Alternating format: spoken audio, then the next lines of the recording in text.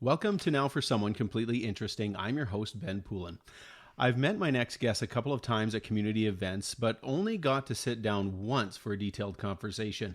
That time was over coffee through an initiative early this year called 100 Cups of Coffee. While I enjoyed our meeting, I felt Linda asked more about me and my opinion than I got to ask about her. So, because I have questions, and she was recommended for this podcast by a previous guest and our mutual friend, Kevin Bernhardt, here she is.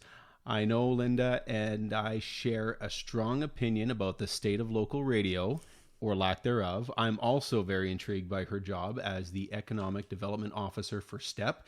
There's more to it than that, and we'll get to that, of course. And all that she does, not just around St. Paul, but the surrounding area with that job. I'm pleased to welcome a fellow voice to make radio great again, and someone completely interesting, of course, Linda Salstrom. Welcome, Linda. Thank you, Ben. I am very pleased to be here. And yes, an advocate for what I'd love to see back is local radio. Yeah. So I think it would kind of parallel what we'll talk a little bit about later with your role as an economic development officer, which I'm very interested in. But I actually don't know you that well other than seeing you at these community events. And you really picked my brain a lot about what I thought about the state of local radio when we had that meeting. And I am more than happy to throw my opinion out there with that, as are a few other people that I'm finding out now too. But let's make this about you now. So I want to get to know you a little bit better. Where did you grow up and get started in life, I guess? Absolutely. So interestingly enough, I am from this area. I grew up in what I would say is the north part of the county of St. Paul in the St. Liner or Sugden area, McRae area. Went to school in Ashmont and finished my education there. Did a couple of years at Red Deer and moved away from this area with my husband, who's also from this area, when he was in the military. So he's a retired service member of 22 years. And we have two very different versions of that hookup. He says that he had to go away and let me grow up, and I always tell him that he was the closest thing to anything new coming back into that town. So I guess we both had our reasons. You said you spent a couple of years in Red Deer. Was that like for school? Yeah, I did a paralegal program there. Yeah. Okay. So, you mentioned your husband was in the military. That was an interesting topic that came up with Kevin, is that you guys, actually, no, you mentioned it to me when we had our cup of coffee, that you guys knew each other throughout the military and both end up here in St. Paul because Kevin was in the military with your husband.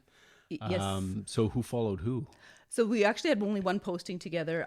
My husband's first posting was Cold Lake, Chilliwack, and then we ended up in Wainwright, which is where we connected with Kevin. Right. So Kevin was in Wainwright at that time, and we actually, his son and our oldest daughter are the same age. So we kind of saw each other at the babysitters and some social events and whatnot.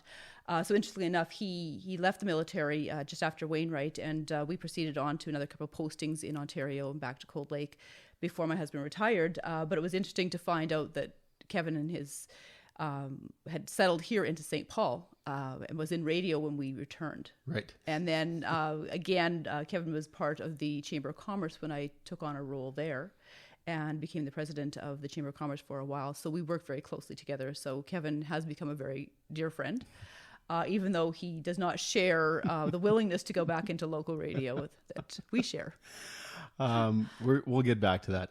But I am very interested because the more I was trying to clarify your job title and the organization you work with, Economic Development Officer for STEP. But you said kind of growing up had a lot to do with why you do what you do. Can you talk a bit about that first?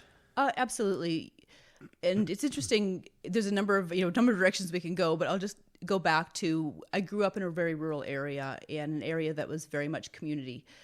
We had a small hall. We had a 4-H club. We had get-togethers. All the mums were at home. Most of the dads farmed. A few of them worked off. And that culture has completely changed. And rightfully so. We drive farther, faster. But I remember when the first mom actually went to AVC College, which was Portage College. And she, took a job, and everybody in the community thought, what the heck? Where is she going to work? How is she going to travel all the way from the St. Lina area to St. Paul? That's insane. The price of gas, all those things. So it goes, this speaks directly to how our environment has changed, how our rural communities have changed. And then having been away for 22 years, coming back to St. Paul was actually one of our hardest moves. Right. And I think it was, because it wasn't a transient community, we weren't used to having, people come into our classrooms, as my daughters did and whatnot. And so much hadn't changed. Relationships hadn't changed. And my thought moving into both the chamber role and this role is, having been away for 22 years, we came back, a big part of that draw was family for us. But if I want my kids to come back, I want them to have something to come back to. And I like to say that I'm pretty dynamic, and I want my community to reflect, who I am as well. And I think, as you interview people on the show, we have a lot of really dynamic people in our community. Yep. And our community should reflect that. So, yeah, that's... So you started with the Chamber of Commerce when you first moved back here? No. Okay. No. I always get that wrong. I don't know why I always think that you were part of it, but you... No. Yeah. So I'll just kind of maybe give you a little bit of background, because a lot of the experiences I had lead into the work that I've done. Like I indicated, I have a paralegal background. I worked for a number of years for law firms. I also worked for 10 years for the Department of National Defense, kind of following my husband around. And those roles varied from, administrative support, logistics, training, HR. So I had a really great introduction to a lot of those things, a lot of structure, that military structure, and working in a lot of environments. Adaptability and so on. So when we moved back, I actually worked for 6 years for the Crown Prosecutor's Office. Okay. And I really found myself out of alignment with the work I was doing. There's not a lot of creativity in government, or working in that capacity. And so I was feeling really stuck. Not really feeling like I was making an impact. Like I said, we moved back and wanted to be able to make more of an impact in my environment. My social settings and so on and so forth. So I did kind of take a leap and left a government job, left the benefits, the pay and whatnot, to take a job at the Chamber of Commerce. Okay. So we built that organization up. I was there for about 7 years. It was a real opportunity to engage with community, with the business community, to really advocate for community, for the businesses, to take it to the next level.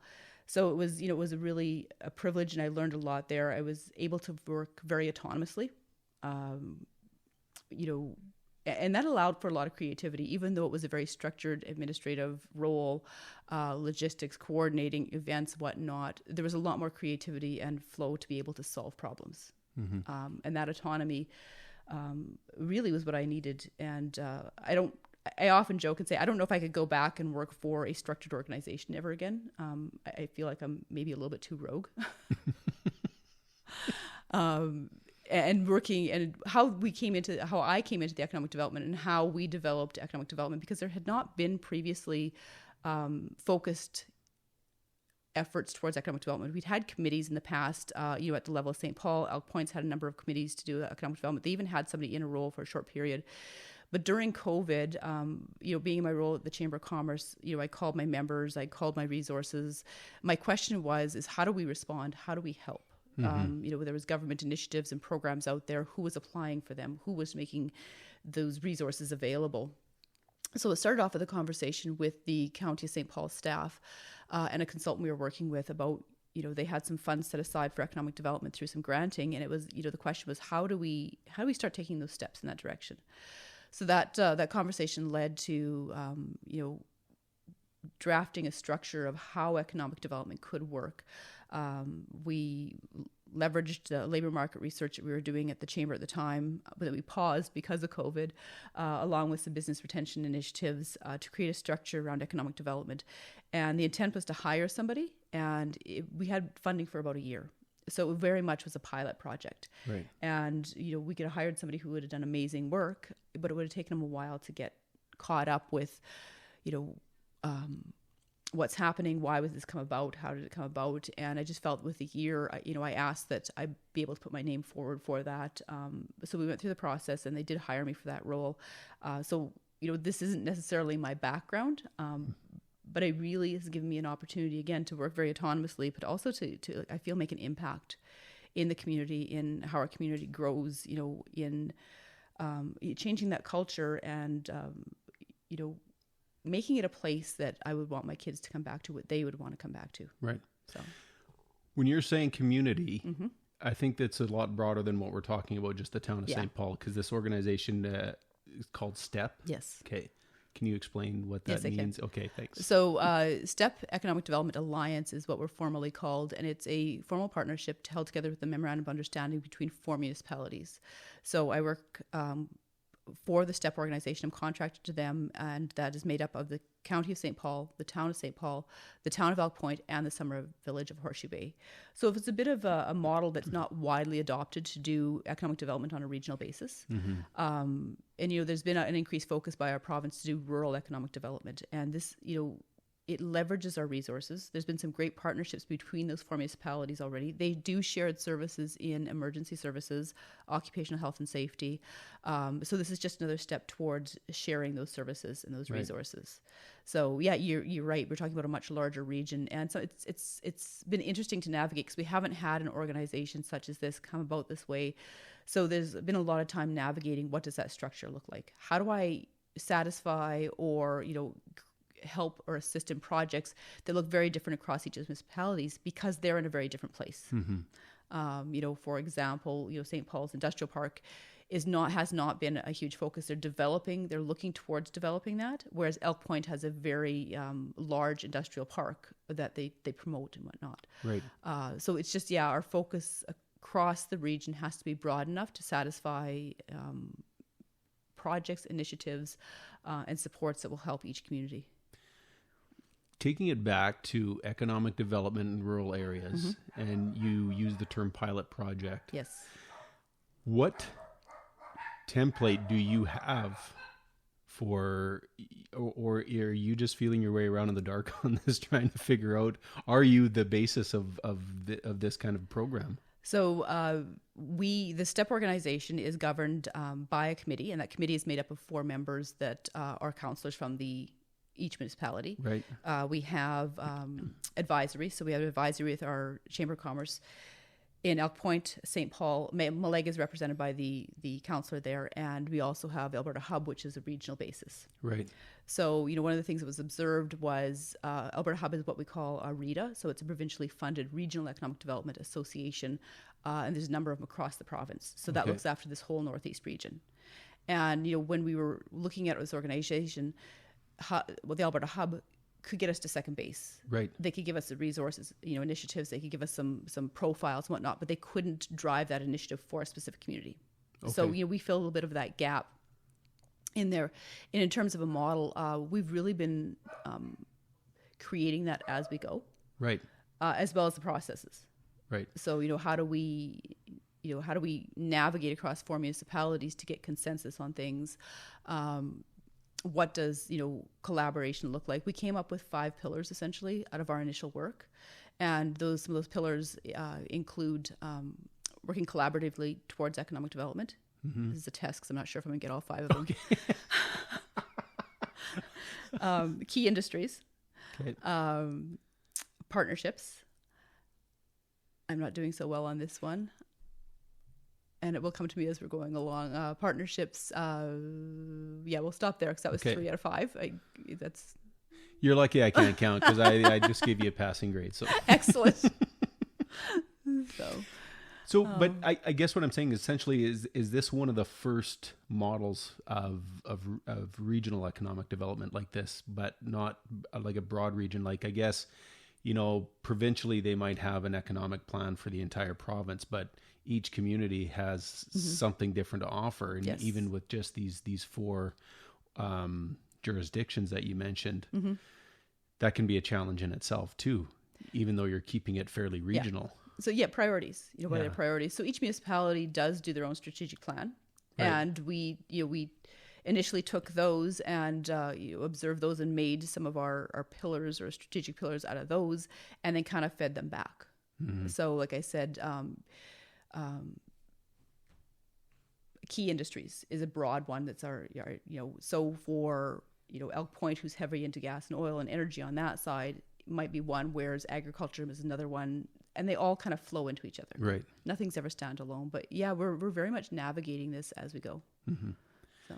And that's what was interesting to me about it when I, because I haven't heard a lot about it.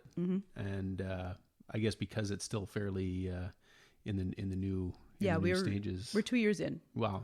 Yeah. We're 2 years in. We have a number of projects that we've been successful with. We're talking about,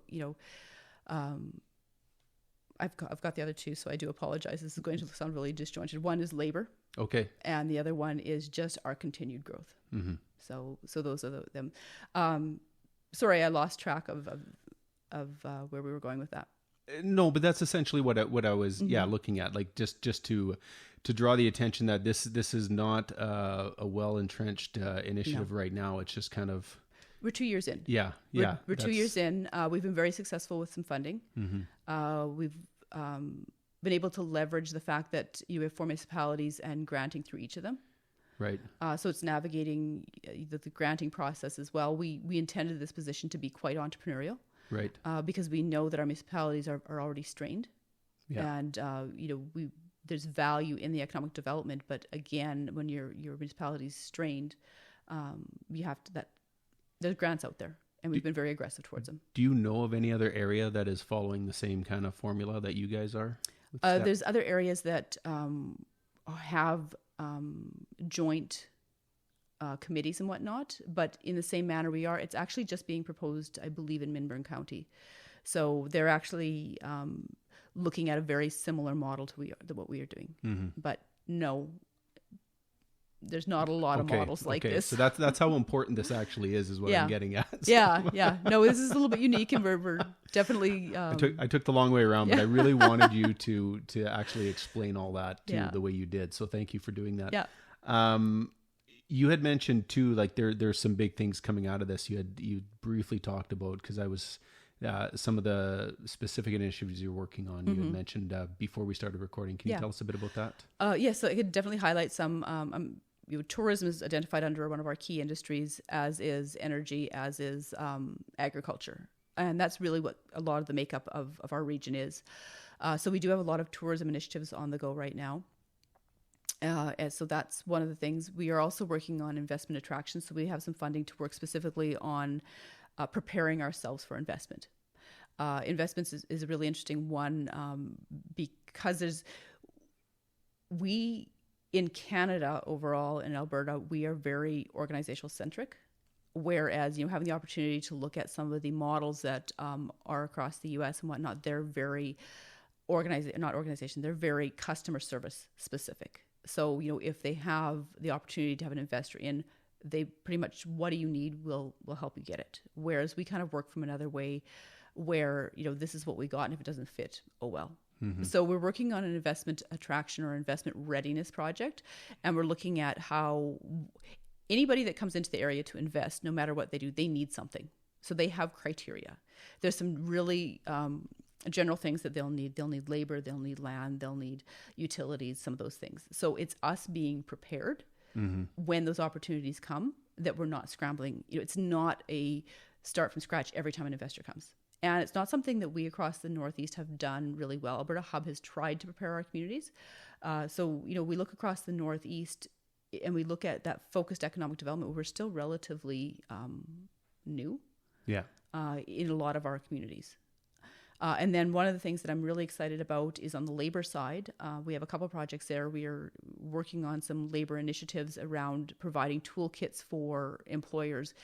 I can promote my business, but I can't necessarily promote the region if I don't have the tools. Right. So providing those tools and that toolkit. And then we also, our region, the County of St. Paul made application on behalf of the 3 other municipalities. We've been designated under the Rural Renewal stream of immigration. And this is a project or a program that is put out by the province of Alberta. The communities have to apply for designation.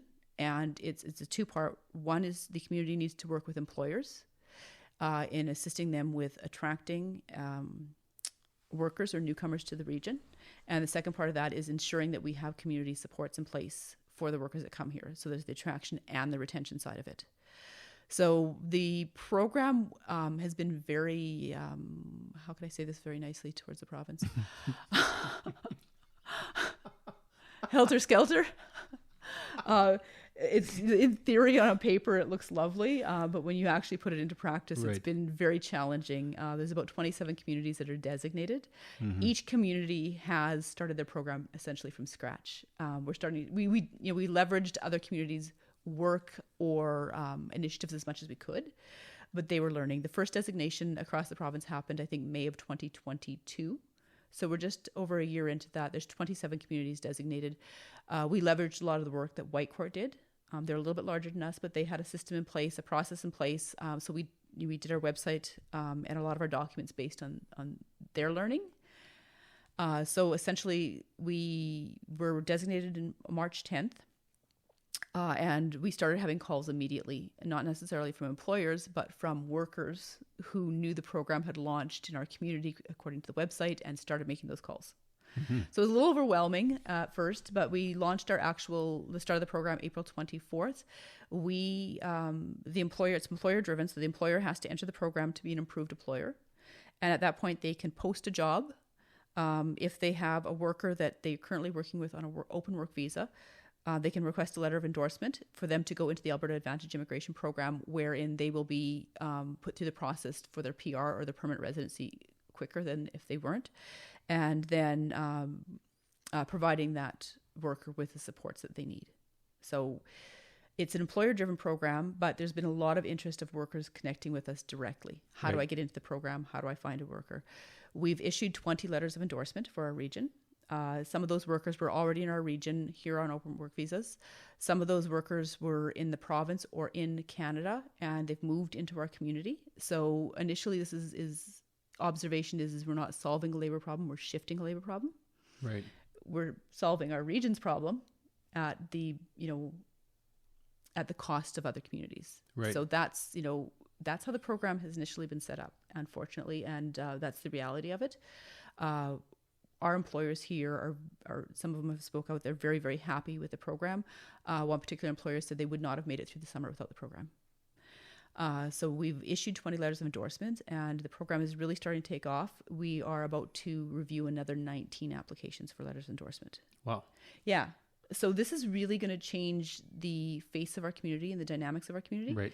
And, I really do hope that our region is open to newcomers coming into the region, that we're open to embracing those changes, the richness that it'll bring to our community. I know there's other communities that have chosen not to be a part of the program for various reasons, and some of those reasons are they don't want the dynamics of their communities changing. But the reality is, our province and our country, we cannot sustain ourselves. Right. Without immigration, and essentially, the majority of us here are immigrants anyways. So absolutely. Yeah. To detract a little bit off this, and I'm just curious for my own curiosity, because I was invited to be involved with this 100 Cups of Coffee that I mentioned. Was that something you were involved with initiating through STEP? Okay. Yeah. So Ian Hill is the presenter on that, and he's a motivational speaker and a change maker. So was introduced to Ian at Power Up North in Athabasca last year, and the idea of change making is really what appealed to me. And while it's a little bit outside of the investment attraction, the labor initiatives, and the tourism piece that I do really believe that part of our changing environment, economic development, investment, and openness comes from collaboration within our community, openness within our community, the ability to have dialogue. Like on your podcast, you have interesting people, and we have interesting people in our community. Sometimes it's just a matter of getting those people talking to each other, sharing their ideas, feeling supported. Like I said, everybody will do what they do.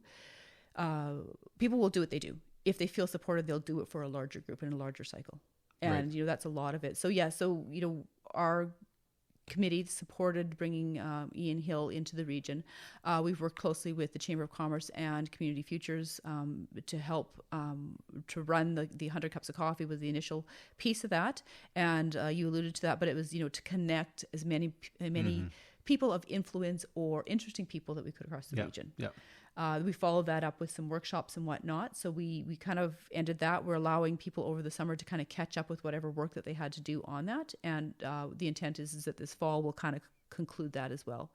My hope is this is just one step into having people across our region collaborate, talk, and really, St. Paul's motto is, people kind of place. you know, to live that. Yeah. Elk Points is the right place to be. Let's live those things. Yeah.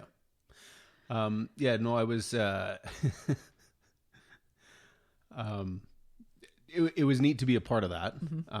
Cause I met people I don't think I had ever met, yourself included. I just don't know if we would have ever sat down and had that, because they just kind of leave it up to you. Here's a list of people, email, call, set up a time, and just at random, have a coffee and talk about what's going on in this area. So that was interesting. I'm just curious who thought it was a good idea to have me on. I'm not sure what I brought to but no, I actually used it as, I've had a few guests because of that, those interactions, which I'm grateful for. But okay, Ben, that's so self-depreciating. Pull it up, boy. Come on. People are listening. I know. I'm very interested in what people have to say as far as direction. And I mean, I have my own ideas. I'm just not that guy to push the agenda, I guess. I don't know, but that's the beauty of it. It's like, you have thoughts, you have ideas, you want to touch base with interesting people, you're still a catalyst for change. You may not be driving that change, but that's why there's so many diverse people in the room. There's those people who drive that. There's people who come up with the ideas, and that's the beauty of it. Even leveraging that group or those people to have more people onto your podcast to share their interesting stories, to share who they are, I think is part of that whole process. So don't sell yourself short. Okay.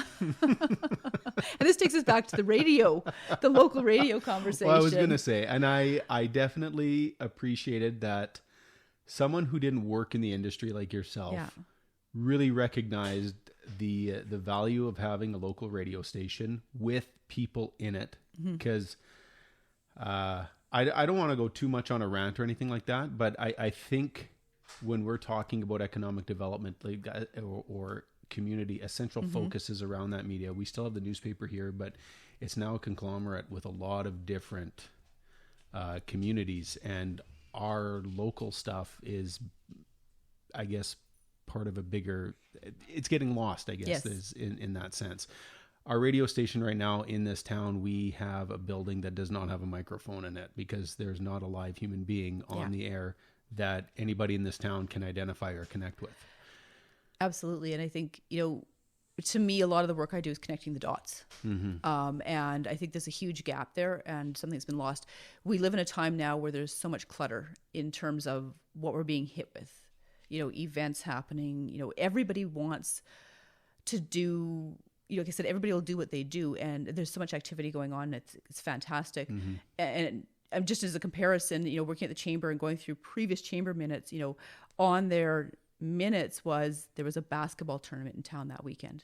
Yeah. Because it was was a big deal because that's what was happening. And we have so much activity now, and it's just the world we live in, but it does get lost. Yeah. We don't have a central place. Like you said, we do have the paper, but that's, they do some social media around that. But the benefits of having a local voice to pull those pieces together, to share stories, it's going to look different. Yeah. I don't think we could ever go back to the traditional radio that it once was. But I think your podcast here, as well as other podcasts and information, could make up the basis of that. And you can share kind of your thoughts on that. But I think there's such value and merit in local radio, local voice, connective tissue, connecting the dots.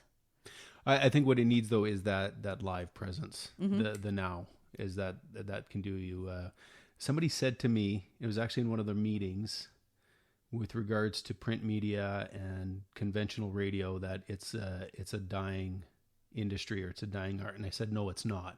It's a mismanaged one. And it's these big corporate companies. I'm very tempted to point the finger specifically, but I'll hold off for now. That's for another podcast that I do. I think it's also failure to adapt. Yeah. It's just absolute failure to adapt and to really understand what it is people want, especially in rural communities. Yeah. We want that local presence. We want, whoever that local person is behind the radio to show up and MC our events. Exactly. To show up at the barbecues, to show up on all those things, to be that personal presence. Yeah. So no, I just, that was something that really struck with me, was that, okay, other people that don't have this are recognizing the need and the value of it. And so that would be my one thing that I would like to point out for regional, and with this 100 cups of coffee, was like, if there was something that could, I guess, align everything, community media, whether it's your newspaper that's dedicated just to your community, or the radio station that's just to this area, and having that group of people that are going out and gathering the information and the stories and presenting it, and being there when they're needed, when there's an emergency and stuff like that. So it's, we don't have that.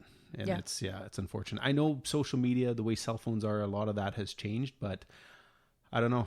Maybe I am old school, but I drive, on holidays and go through different towns, and I scan for the local radio station, because it's what's going on here. Just because it hasn't been done, just like we were doing economic development, it doesn't mean we can't do it. Are we going to do it right? Are we going to do it perfect? Not the first time, probably. No. But I think that there's an opportunity there. And we do have a number of radio personalities still within our region. Absolutely. That, we could draw on some of that information and expertise from, except Kevin. Under the bus.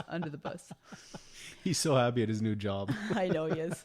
He owes me for that one too. There you go. So, but I think that we do have enough of the expertise and knowledge and creativity. Yeah. That I would love to explore that. I'm a little busy right now. But I would love to explore that further and even get public input on what does that look like as we adapt that model. Yeah. So. Well, I'll tell you this. I've heard from other people. Yeah. Industry, people who've worked in the industry and people who haven't, that are starting to share that. So I think there is I'll leave it at that. We'll leave it at that. I think some people are going to be contacting you in the near future to get the ball rolling on that. So we still have some brainstorming, some work to do on that one. Sounds like another project. I have this habit of going into my meetings going, I accidentally started another project. It's like, how do you accidentally start a project? I got excited. I got really excited. But that's what we need for what you do. That's 100% what we need based on what you're telling me though. So, Linda, I really appreciate that you opened up a little bit about a lot actually, and it's a lot of information to digest. I'm going to have to listen back and start taking notes, because I'm actually really interested in where this is going with the STEP Economic Development Alliance. Okay, just STEP. It's a mouthful. Just STEP. Now, before we wrap things up here too, I know you've listened to a few and you've done your homework, so you know this is coming. You're here on a podcast of Now for Someone Completely Interesting. You were recommended by a fellow interesting person, so the ball's in your court. If there's someone you think needs to have their story shared, who would that be? Okay, this is a struggle for me. I've been thinking about this for a while. I gave you a list with 100 cups of coffee. So you have a list. So I think I've done my part. I wrote down a few names. I'll leave you the list as well, but I think Karim Abbasi. Yep. I would love to have him on, sit down with Karim. He is hugely passionate. He's come into our community. He's adopted our community. He's got a ton of energy for kids, for growth, for all those things. He's got some amazing ideas. He's signed a partnership with Portage College. He's working on a science piece with the school boards across the region. Yeah. And he's done this in a very, very short period of time. Well, I feel now that there's no choice but to, because you're actually the second or third person now that has recommended him on this podcast specifically. So there's something there. So I'm too timid to. You're going to have to introduce us. I will do it. I would love to. I would perfect. absolutely love to. Okay. And he's set up at Portage College now, and they've given us a space there, and they just did a very successful Minecraft with the kids, another one. So, the work he's doing is phenomenal, and it ties back into the work that I'm doing, and developing a future workforce and what our community looks like. So I see tie-ins all over. Excellent. So. My guest once again here, Linda Salstrom. If you've enjoyed this podcast, you can find us on your local podcast provider by searching, your favorite podcast provider. I'm still stuck on local radio. By searching Now for Someone Completely Interesting. Social media as well. If you don't mind giving us a follow and a like, we appreciate it. Any type of feedback would be appreciated as well. My guest once again, the Economic Development Officer for STEP Economic Development Alliance. You got it. Linda Salstrom. Thank you.